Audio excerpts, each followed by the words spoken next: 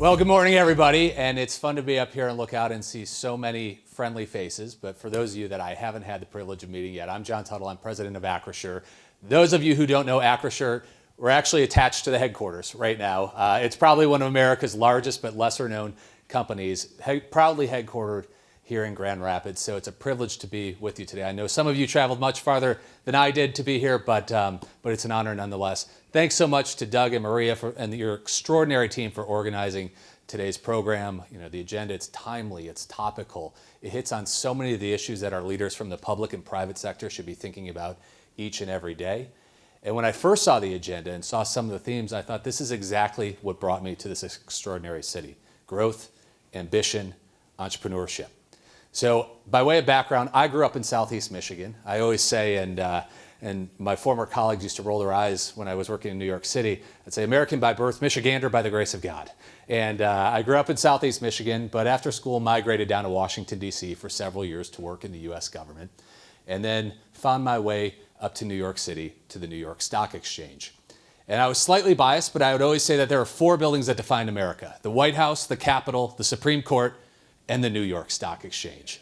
But I said it for a reason, and it's because what that institution symbolizes and what I saw firsthand gave me extraordinary faith in both entrepreneurship, freedom, free enterprise, and I realized that some of the largest reasons why we enjoy the quality of life we do in this country and we're able to export it to other parts of the world is because of entrepreneurship and free enterprise, and the ability for an individual to have an idea and turn that idea into a company, and through hard work, determination, an unwavering commitment to excellence, grow and expand that business, launch new products, tap into new geographies, and most importantly, though, create jobs and improve quality of life across this country and around the world.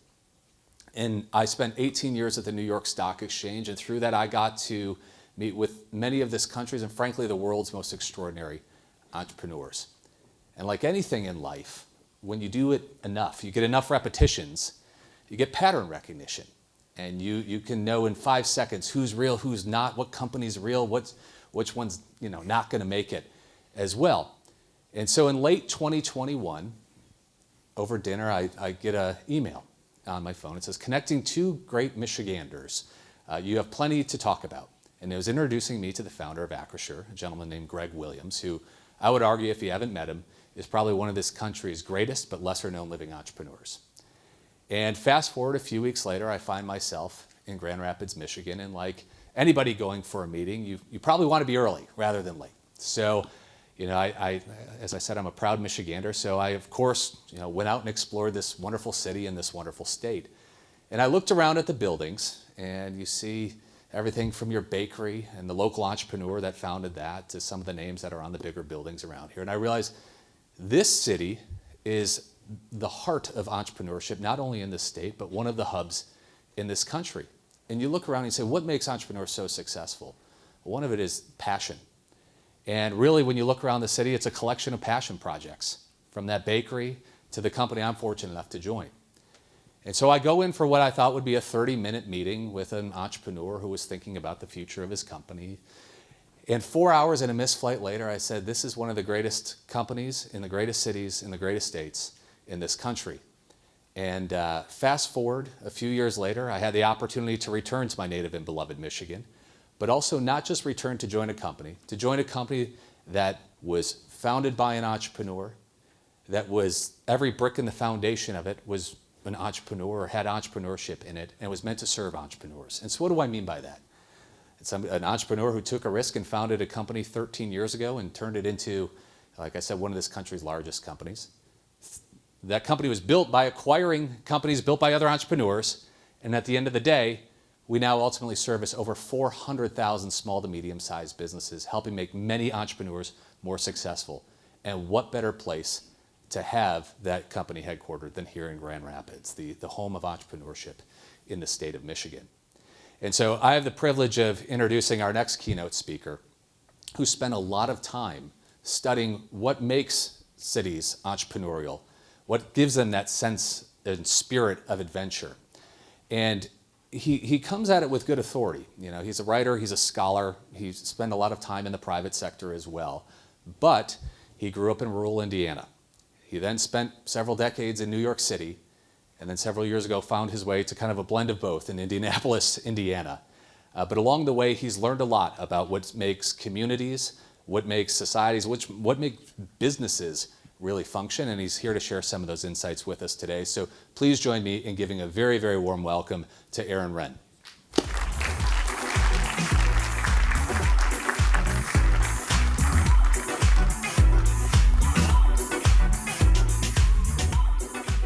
Thank you all for having me back here in Grand Rapids. It's great to be here. The city's looking great, as always.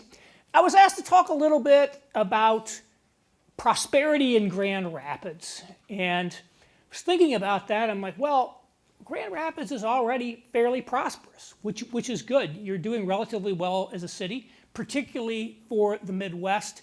But I wanted to try to come up with a couple of angles on the matter of prosperity that might be new to you to help maybe provoke your thinking. And the first of them is the role of ambition in cities. And I, being from the Midwest, when I started studying cities, I really focused on the cities of the Midwest. And like, why has the Midwest so underperformed other regions of the country like the South? Even our best performing cities like Grand Rapids and Indianapolis, they're doing well, but they're trailing the Sunbelt boomtowns. You know, they're not attracting that national talent like, say, a Dallas or a Nashville are. And what's up with that? And I realize some of the biggest reasons for that are things we can't do anything about, like the weather. The number one predictor of population growth in states since 1960 is average January temperature. That's just reality. There's nothing we can do about that. But you know, there are some differences, I think, between the Sun Belt and the Midwest that are things that might be more within our control. And one of them is the approach to ambition. There was an article I read about 15 years ago that really stuck with me because it quoted the then president of the Charlotte Chamber of Commerce. And he said, to understand Charlotte, you have to understand the scale of our ambition. We don't want to be number two to anybody. So he's obviously referring to Atlanta. He's subtweeting Atlanta, if you will. We're not content to be the second city of the South after Atlanta. We want to displace Atlanta. We want to replace Atlanta. We think we can be bigger and better than Atlanta. And that's a pretty audacious thing to say when you're only a third the size of Atlanta, and they may never get there. But that's an attitude that you could openly express. If I went to Indianapolis and told people, you could be the next Atlanta, people would be horrified. I don't know what people would think in Grand Rapids. You know, you could be bigger than Detroit one day. I don't know what people might think of that. You can think about that. So Indianapolis has a 2.1 million person region. It's about the same size. It's about twice the size of Grand Rapids. Nashville's about exactly the same size as Indianapolis. And if I went to people in Indianapolis and said, if we play our cards right, in 20 years, we can have 3 million people. We don't want 3 million people here. Think about all the traffic. We don't like change averse. If I went to Nashville, I said, you could play your cards right, 20 years, you could have 3 million people. They'd be like 3 million. I was thinking more like 5 million. And of course, not everybody in these towns is going to think that way. But the reality is there's a friendliness to ambition that exists in the Sun Belt that is not as much present in the Midwest. They say everything's bigger in Texas, right? Big ambitions are welcome in Texas.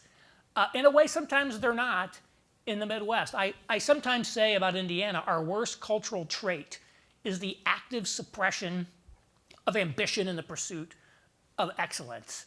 It's like the tall poppy syndrome. You know, if you're ambitious for more, it's like you're saying that the people here aren't good enough for you. Our city's not good enough for you. There's something weird about it. And so I don't know the dynamic in Grand Rapids, probably not the same in Michigan as it is in Indiana, but I would guess there's some of this. And so I would think about, what does success look like? What is the ambition of Grand Rapids as a city? And this is one where there's no right answer. If you want your city to have slow, steady growth, That's a perfectly fine, wonderful thing. There's nothing wrong with that. Not everybody should want to grow up to whose ambition to be the president of the United States. We need people with a whole range of ambitions, but I think it's something to think about because it does have an impact on things like entrepreneurship, because people who have like big entrepreneurial dreams tend to want to be in places where big entrepreneurial dreams are in the air, they're in the water, where that sort of thing is welcome. And so it does kind of have an effect, I think, on entrepreneurship. What is your city's relationship to ambition? And I say that as someone who really doesn't know it, but I'm asking you to think about it. Obviously, the second element related to this in prosperity is, of course, entrepreneurship. If you want to have these rooted, committed, civically minded patrons of your town, like the DeVos family, what do they have to have? Money. Money. You know, I live in Carmel, Indiana, which is a suburb of Indianapolis, and my wife and I last year, or actually earlier this year, our charitable budget for the year we used to bring a woman from the New York Times who had written a book about Indianapolis to come and give a talk at our library. I'm like, wow, that felt great to be able to do that. But you know, if we had more money, we could do more. The reality is, we're very, very limited in what we can do because we're not rich. And so the reality is, the more money you have, the more generous you can be. And how do you make money? I mean, how do you make real money? You make it through entrepreneurship. Not just talking about having a comfortable retirement here. Entrepreneurship, concentrated positions in entrepreneurship, are how generational wealth is built, and that is what enables you to do so much for other people. And when it comes to entrepreneurship, I think we've sort of lost something in America that we used to have. I call it the spirit of adventure, and I don't know what else to call it, but a gentleman in Carmel lived down the road from me, died recently. His name was Forrest Lucas. He was 84 years old, and he was the CEO of Lucas Oil Products, and their company name is on the Indianapolis Colts Stadium. It's Lucas Oil Stadium. And I didn't know much about him, but I read his obituary, and the man had an incredible life. He was actually born in rural southern Indiana County, where I came from, Harrison County. He grew up in rural poverty. His dad was an alcoholic. He didn't go to college. He said he went to the proverbial school of hard knocks. He had to do agricultural labor as a teenager to help support his family. And then by the time he got to be 19 years old, he was able to buy a truck of some sorts that he was able to use to have a little delivery business that he had. And he made a little more money, and he was able to upgrade to a big rig. He had a tractor trailer, and he became an owner-operator of a truck. And this is where ambition comes in. For a lot of people, being an owner-operator is great.